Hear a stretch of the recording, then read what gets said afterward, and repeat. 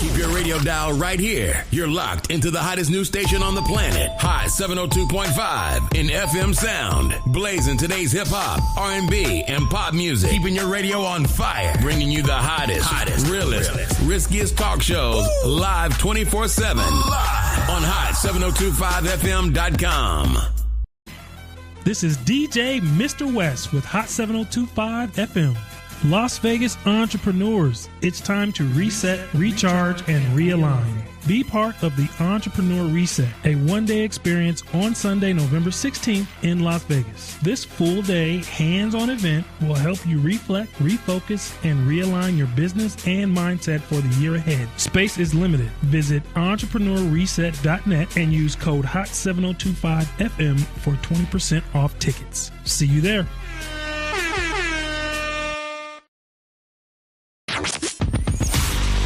Hey, what's up? All your favorite artists. Check it out. Say my name. DJ Khaled. This is Mila J. Bruno Mars. On hot7025fm.com.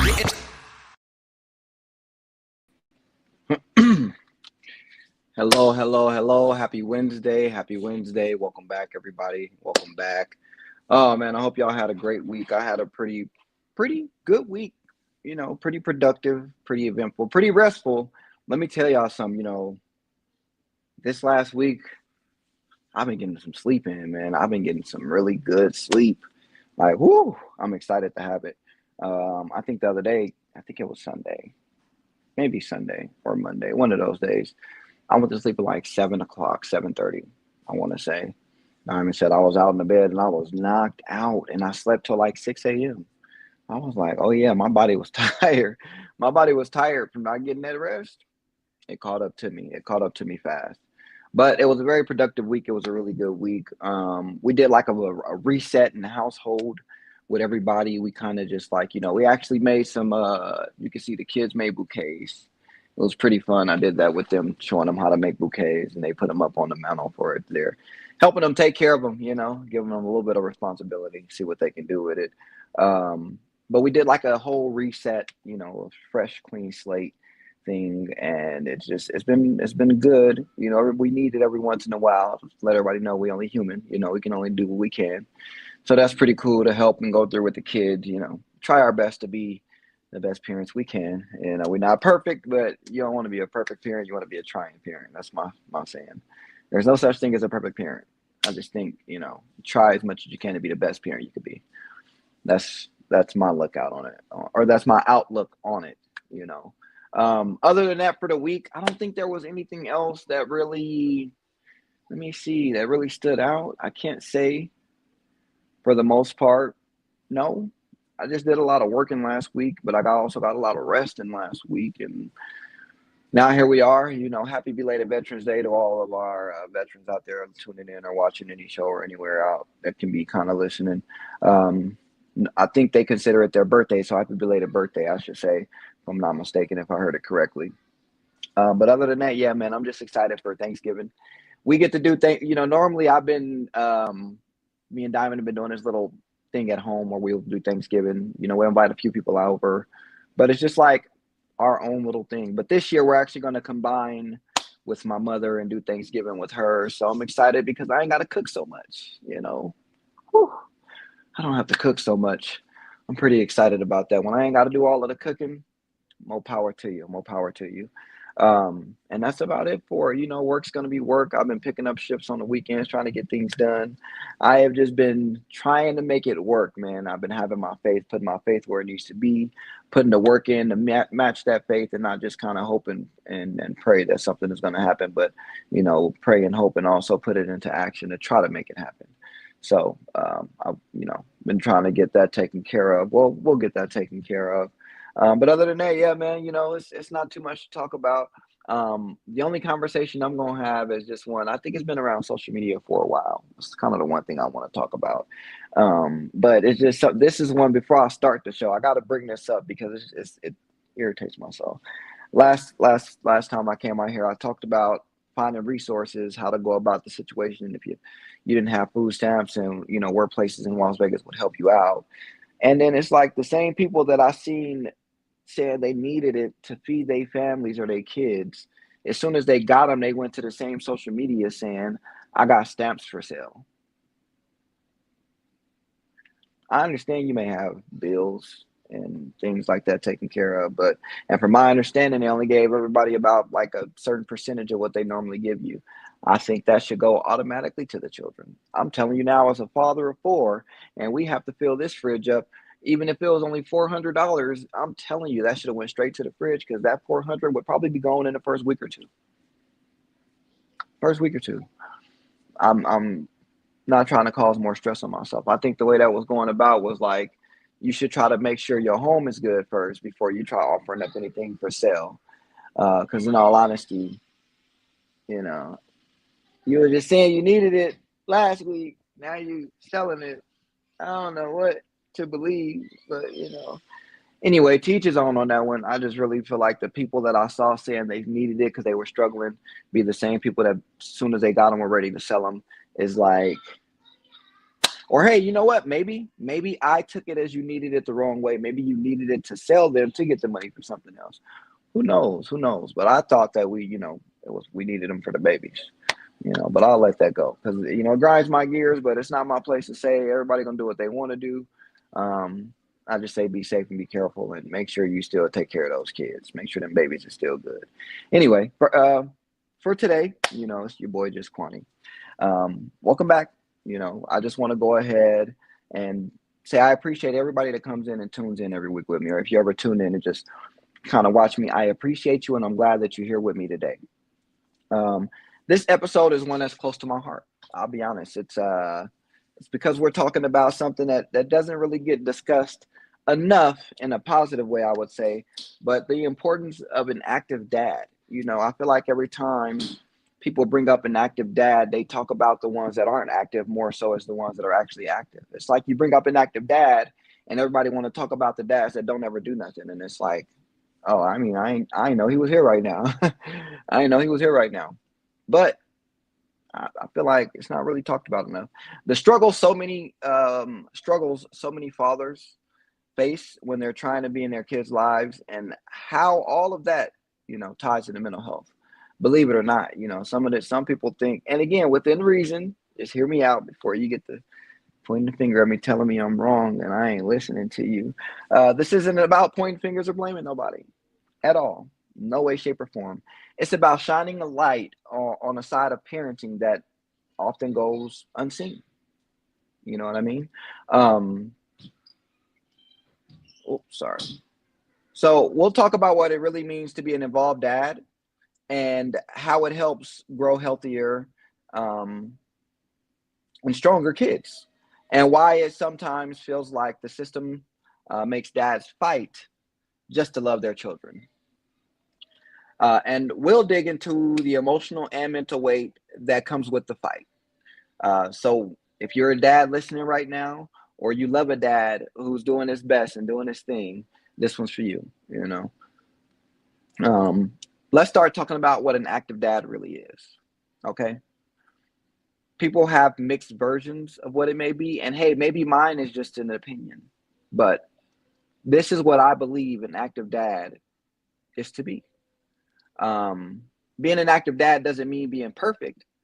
It's not about how much money you make or how often you buy gifts. It's about presence, not presence, being there, being around.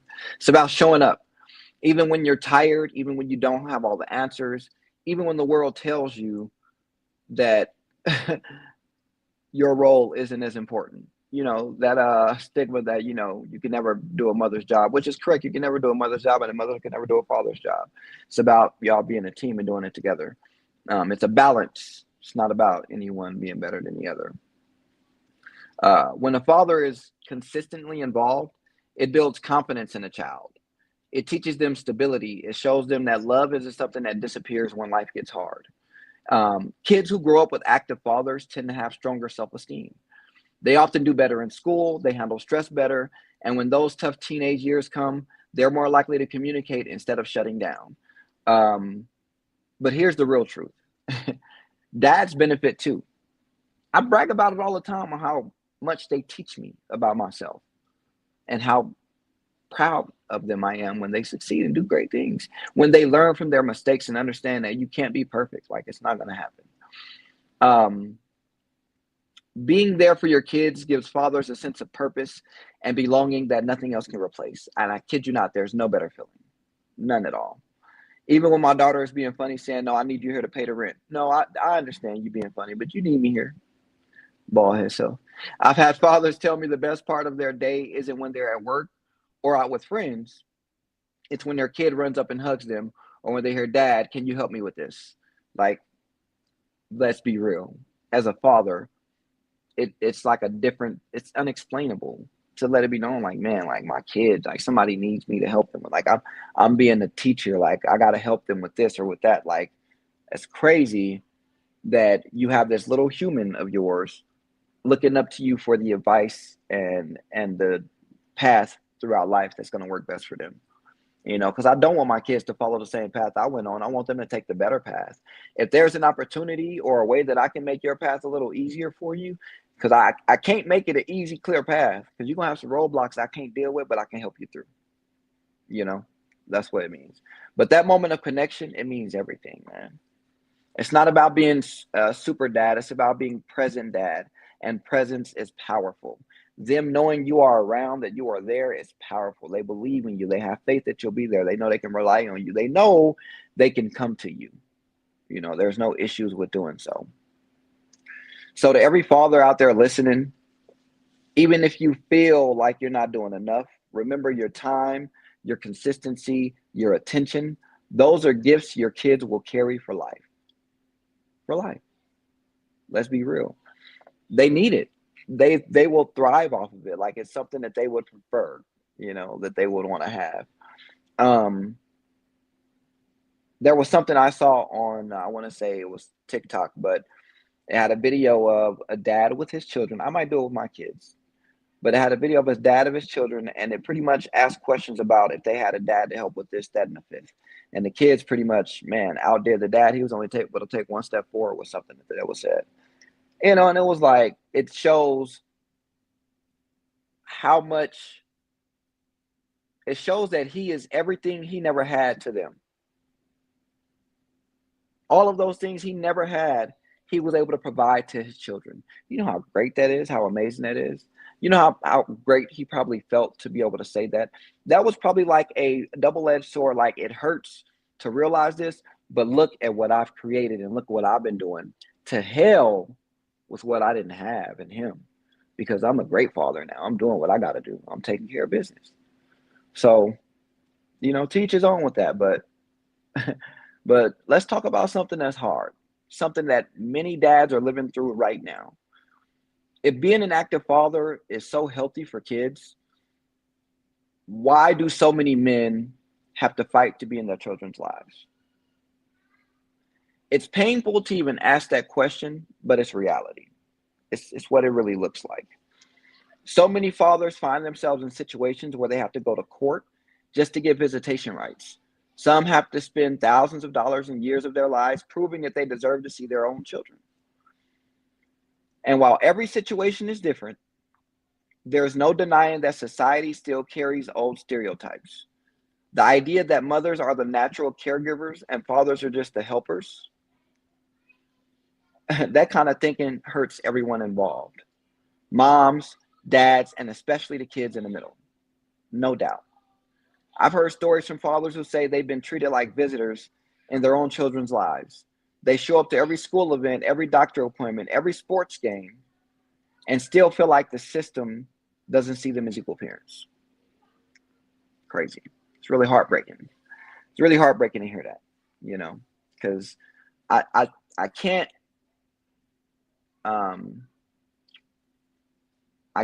what's the word I'm looking for?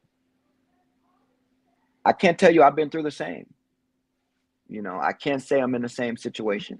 Mine is completely different. We're in a 2-parent household, and we have our differences and our disagreements, but we work through them, but I've never been in that position that you're in to give you any real advice other than go to court. I see it's possible if you go to court. I can't tell you what the expenses look like. I can't tell you how tiring and exhausting it is. I can tell you how it looks. but it's just some things I can't really give you too much advice about because I'm not in that situation. So when I hear other dads and friends of mine that are actually there, I just I feel bad that they have to go through it. I do. I'm not sure why you have to go through it. I'm thinking that if they want the parent around, they should, but it happens. Um, Fatherhood is not a hobby. Like it's not something you pick up on weekends. It's a bond. It's love in action, you know? And when that bond gets interrupted or restricted, it affects more than just time. It affects the heart. So for many dads, the hardest part isn't the legal battle, it's the emotional one. The constant fear of being forgotten, the pain of missing milestones, the feeling of being punished for wanting to love your child. The fight wears on a man, it chips away at hope, you know? Like, hmm, it just, it makes them feel like their fight is effortless, it's pointless. But let me say this clearly. A father's love matters. It's not second best. It's not optional. It's vital. Just like a mother's love, it's vital. And it's time we start recognizing that on in how we talk about parenting and how we build family systems and in how we treat fathers who just want to be there, right? I understand sometimes that you may have fathers that pretend like they want to be there or they've let your kid down so many times, you know, and each situation is different. I understand that, and I'm not trying to get in the middle of it at all. But we do have a lot of fathers out there that are just fighting to see their kids when they shouldn't be having a fight at all. It's heartbreaking. Now let's talk about the part that often stays hidden, the mental health, right? When fathers are cut off from their children, the emotional impact can be devastating. Depression, anxiety, sleepless nights, even feelings of hopelessness. These are real. They happen. I'm not saying you may hit every single one of them, but there may be a few in there you get at a time. And it's not an easy hit to take. And for many men, the hardest part is that they feel they can't talk about it. Society tells them to be strong, man up, or stay silent. It'll be all right. But silence, again, it never heals pain. It just buries it. I tell you that all the time. It just buries it. But if you dug a 12-foot hole, you can only fit so much in that hole before it starts to come out and show, you know. What happens when the pain stays buried? It comes out in stress, in anger, in isolation, sometimes even in self-destructive ways. And we know what some of those self-destructive ways could be, right? Drugs, partying, liquor, gambling, whatever the case may be. There's more than one. But fathers who feel disconnected from their kids often describe it as a piece of their soul being missing. They carry guilt, shame, grief, even when the situation isn't their fault. And on the other side, kids feel it too, whether you believe it or not. When a dad disappears, not because he wants to, but because he's been pushed away, children can internalize that. They start to believe they weren't worth staying for. Regardless of how you may feel about the parent, the kid is always in the middle playing tug of war. That is not fair to the children. It's just not. But that's why supporting fathers' mental health isn't just about helping men. It's about protecting the emotional stability of families. We need to make it okay for dads to seek therapy. We need more spaces online, in communities, in churches, where fathers can talk, share, and heal without judgment. I'm not saying there aren't any available right now. I'm just saying that we could have more. It wouldn't hurt. Because a healthy dad raises a healthy child. And I want to say to every father out there, if you're struggling, it's okay to get help. You're not weak, you're human. And you deserve to heal. I don't know what part of you feels like I don't deserve to heal. I'm going to just keep going through this, and until it take me out, I'm going to just hold it all in and just go through with it. Let me tell you something right now. You are teaching the children to do the same thing. And I'll be damned if I am the reason my children grow up with worse or the same mental health issues that I had. I'll be damned if I'm the reason for that. So that alone is fuel to make me know and make me see that I got to get help. I got to seek help. I got to get better. I got to do better. I can improve and I will improve. That's just motivation for me, fuel to the fire. And guess what? Because it's my kids, it's unlimited fuel. Unlimited fuel. Never got to worry about it. Just being honest. So if you can't do it for you, think about that kid. No matter how hard it is, I guarantee you, whether you reunite with them or you going through it with them, when the kids see it, man, they're gonna appreciate it so much. You know, my kids randomly came up to me the other day and told me that they appreciate me. Told me they love me and they appreciate me. Just thank you. I love y'all too, and I appreciate y'all as well. But I understood what they were trying to say about it as little kids, you know. Then you got the 4-year-old and the 2-year-old following along with them because, you know, they just hearing their older siblings. But it's the principle, you know. It's the thought that counts.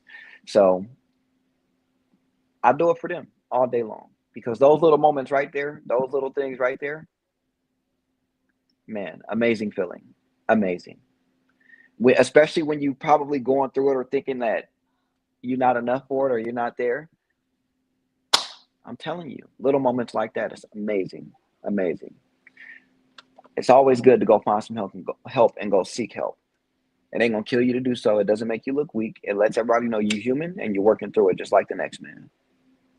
That's all it is. That's all it is. So where do we go from here? The truth is, it's gonna take some time, awareness, and action to change how we view fatherhood. No doubt. But it starts with small steps. It starts with communities that encourage co-parenting instead of competition. Because I would much rather you guys encourage the fact of, here's the line with it in certain communities. Y'all either together and can parent, or y'all going to be separated and it's going to be hell. That's the only line y'all have. It's the only two options. And that is not the case. Because the case is, y'all are either going to be together and make it work, y'all are going to co-parent and do what's best for the children, or you're going to just cause hell for each other and interrupt and interfere with the children's growth and health growing up. It's that simple and easy. You don't have to like each other to co-parent. If you can respect each other enough to realize that each parent is there for balance and for a reason, support each other because those kids are an example of both of y'all. They're in what's the word I like to say? They're an image of you when you're not around. So why do y'all want to mix up their feelings and emotions to make them feel like they have to choose one or the other, or let y'all pettiness get in the way of being parents? Once you became a parent, it stopped being about you. It stopped being about you. It started being about the kids. When I say that, I mean, yes, take care of yourself, but all those decisions you're making out of pettiness and spite because of what you feel, stop it. It's not about how you feel. It's about the best decision for those children growing up. And that's on both sides. That's on both parties, mom or dad. Stop it. Cut it out. Cut it out. It's time to come to better understandings with each other to make sure these children grow up in a healthy and safe environment. So that way, when they grow up, they're not as messed up as we were growing up as kids. They have better direction than we did growing up as kids. Better outlets, better resources, better opportunities than we did. That's what it's about. When them kids is grown and they out y'all hair, then y'all can say whatever y'all can to each other and do whatever because the kids is done with it. Y'all there still, but them kids is grown. They can make their own decisions and choices at that point. But from the ages of as a newborn to 18, 21, man, y'all better make it work for them kids, man, and put y'all petty differences aside. Make sure every choice y'all make is benefiting the children and not putting the other parent at a disadvantage. Disadvantage, not sacrifice. Some of us gonna make sacrifices regardless, but sometimes y'all will do things to each other just to put one at a disadvantage. Stop it. Cut it out. Simple as that. Stop it. Cut it out. That's all I can say with that one. But it starts with courts and systems that focus on what's best for the child, and that means recognizing the value of both parents. It starts with fathers supporting each other, sharing experiences instead of suffering in silence. And it starts with conversations, just like this one. Simple, small conversations. Every time we talk about this, we chip at the stigma. We remind people that dads matter, not as backups, not as sometimes parents, but as full, loving, essential parts of their children's lives. And for fathers listening right now, I know it can feel like no one understands, but you're not invisible. Your fight, your love, your consistency, it all matters. Even if your child doesn't fully understand it yet, one day they will. One day they'll look back and realize my dad never stopped trying. And that means everything. I tell y'all that because growing up, I was under that impression where I was like, man, at first I was like, he don't care, he ain't around, he don't care, he don't care. Or no, he care, he just ain't got the opportunity to see me. Okay, my mom might making it difficult. Okay, how can I make it better? How can I make it easier? But in reality, I got older and I realized, man, he just didn't want to be there.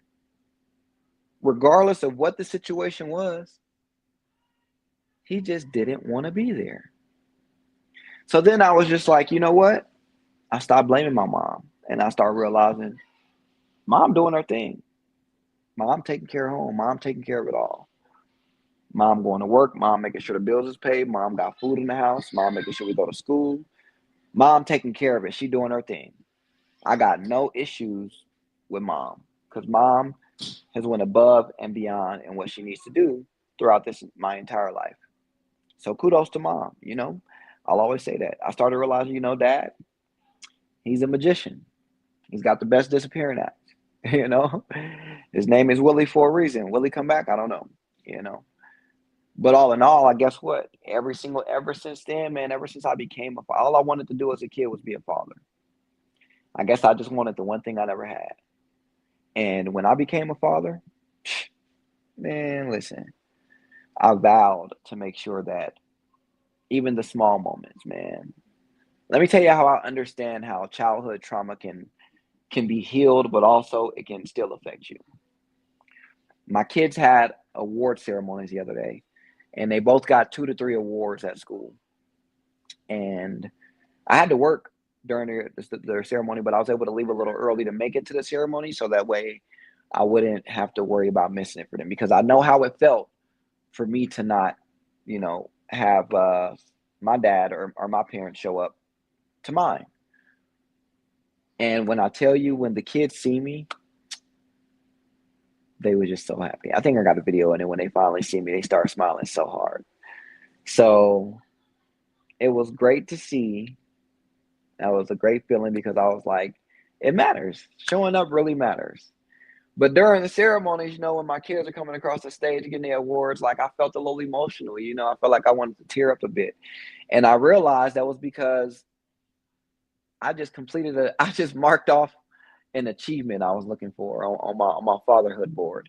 I marked off the part of where I wanted to be there for my kids in a way my parents couldn't be there for me. And I did it. And I showed up, and the feeling of them seeing me and how excited they were was even better. So yeah, that was a great feeling. It was amazing to know that they were happy to see me. I'm glad I could make it there and show up for that, show up and show out. Because again, you know, I didn't really have that around when I was a kid. I didn't really have none of that. But when I was younger, I used to be straight A student. I used to get awards like Student of the Month, and nobody would show up to award ceremony. So I'm looking around at all these other kids, you know, they showing up, parents are there celebrating with them, taking pictures, getting their award. Teachers are patting me on the back like it's okay, you know, maybe next time they'll show up and this and that. And it's affected me my entire life, because I grew up into my, teenage years, young adult years, like, up to about mid 20s. And I used to do enough just to get by. And I didn't realize where that came from, but this is why therapy is so important. I used to do just enough to get by because I felt like anytime I went above and beyond, nobody showed up for me. Nobody supported it. Nobody patted me on the back. The ones that mattered anyway, to tell me how much of a great job I did. Nobody did that. So ultimately, in life, I just got used to saying, well, nobody's going to be there to see it anyway. So I'll just get by with how I can, just enough to get by. And when my therapist broke that down to me back then, man, I must tell you, it was like an eye opener to grow in a way that I wasn't even ready to grow, especially because I was a new father at the time. And that was just like, damn, that really hit. That's crazy. That's what really, how that happened for me. So I started kicking it back into gear and doing more than just enough to get by, because I deserve that. I deserve to give that to myself and to my children, more than just enough to get by. I can do better and do more than enough to just get by. But, again, that just goes back to the fact that as a kid, I used to think, dang, mom probably making it difficult. This probably going on, that going on. I got older and I realized, no, that's not the case at all. But all in all, my mother never had to come to me and tell me my father was a bad father. She never had to tell me that he didn't care. She never had to tell me that he don't love me. She never had to tell me none of that. I was able to experience it enough to know certain things. I was able to go through it enough to know certain things. I was able to see it without it being told to me, because you have parents that are bashing each other to the kids. Let me tell you something right now. If you feel that that parent ain't being a parent, that ain't your job to comment on it. What you need to do is zip it. Zip it, zip it, zip it, zip it, zip it. Let the kid grow up. Let the kid see. Let the kid experience it full on, and they will see for themselves. I'm living proof of that. My mother never had to complain to me about my father for me to know that he just wasn't there. She didn't. She never had to tell me he didn't like me for me to see that he never came around. I told her, listen, I just said maybe he thought I wasn't his. Let's just call a spade a spade. That's probably what it is. If it is so, I respect it 1,000%. It is what it is. But she never had to come to me and tell me none of that. She never had to try to explain to me nothing. She just did her best to comfort me and support me throughout those times and just help me go through life the best she could. The best she could. There's no reason we have to go to these kids and say, oh, your mother's this, or oh, your father's that. We shouldn't be doing that. There's no reason to do it. These kids will see what they need to see about the other parent. If they believe that the other parent is a bad parent, they will see that the other parent is a bad parent. If they feel like the other parent is a super parent, they will see that the other parent is a super parent. They are going to go through the motions. You cannot do anything to make it better when the other parent is not cooperating. You can't. The best you can do is be there through all of that hurt and be as supportive as you can. And I guarantee you, when those kids get older, they're going to appreciate everything you've done for them to support them in those times of need. And the other parent, they're going to just say, hey, it is what it is, and do their best to move on and heal from that. But you trying to throw each other under the bus, y'all got to stop it. Y'all got to cut it out and let it go. Them kids are going to see what they need to see based off your actions and your actions alone. That's what I can tell you. I don't. There's so many different. Okay, here's the one thing I won't really bring up and say a lot is he say, she say, because that's just hearsay. What I do like to bring up are patterns. So when you see so many people in one group talk about one thing, so many people in the other group talk about another, but it's always the same two topics they're talking about, you're just kind of like, dang, man, it's kind of crazy to see that That's something that you got to talk about. And it's crazy that you even talking about that, because it's like, where does it benefit anyone to speak negatively about the other? I think there's a difference between venting and then just kind of telling all your business, right? I think there are certain things that you can vent about if it's not to your spouse, maybe a therapist. And certain things you should just not talk to nobody else but your therapist about. I say that because we all know the game of telephone and how that works and how that operates. What that means is by the time you tell one person something, they take what you said, create their own story with it, and then pass it on to the next person. And what you think that next person gonna do? Same thing. Recycle, repeat, recycle, repeat. So when it gets back to you, it's a completely different story. It started off as you needed to borrow $20 because you wanted to buy your kids a pizza. But when it got back to you, your kids have been starving for the last month because you've been going out drinking instead of buying food. I don't mean to laugh, but that's really how it get back to you. That's really how it get back to you. And maybe that was a small example, but I try not to exaggerate so much with these things because I think I go overboard sometimes. But what I'm trying to say is that certain things, maybe it's easier to talk to certain people about to find a better way to go about it than to just be talking to somebody because you need an ear to listen. Sometimes what they say, a listening ear is I can't think of the saying. But basically somebody to talk, you know. Me personally, therapy is amazing. Whether you want to go through it or not or deal with it, therapy is amazing. I will never tell you to not go to therapy. I will never tell you to not look into it, research it. Even if you tell me your therapist doesn't work, I'll tell you find a new one. Somebody out there for everybody. But I think we should all go through that, deal with what we can. I'm telling you, it's so helpful, so beneficial. I can't really explain too much about it and how to deal with it in life. But some will, some may not. We'll see what happens. All in all, though, I hate the idea that whenever we bring up the topic of an active dad, instead of us actually talking about how important that active father is and how beneficial they are to the kid, everybody wants to jump to the fact of there are fathers out there that won't even do that. Yeah, they won't watch the kids. They won't pick the kids up from school. They won't give me money for the kids. They won't come talk to the kids when I'm having issues with them. They won't do anything that I want them to do. It's all of these things they bring up instead of the fact of, why are we not talking about what the active father is doing? That's important to him. It is. He's an active father. Let's talk about the fact that he's showing up for games. He's showing up for school events.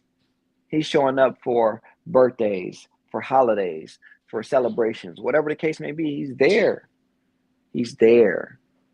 Tough times, he's there. Happy times, he's there. No matter what the case may be, he's around. And that's not being discussed. Why? Because we're still talking about the ones that ain't there. Okay, we know they ain't here. That's why they not here. We know that. You don't see them around. Why are we talking about them? Why are we giving energy to situations that don't matter in the moment? Hey, if you want to talk about that later at home, go for it. But you know what, right now, I see a bench full of active dads right there. Let's talk about how it matters that they showed up for these kids. Let's talk about how much harder these kids going to go because they see the dad showing up for them. They're going to want to show out. Yeah, I practiced for soccer. He wanted to show out just because I was there.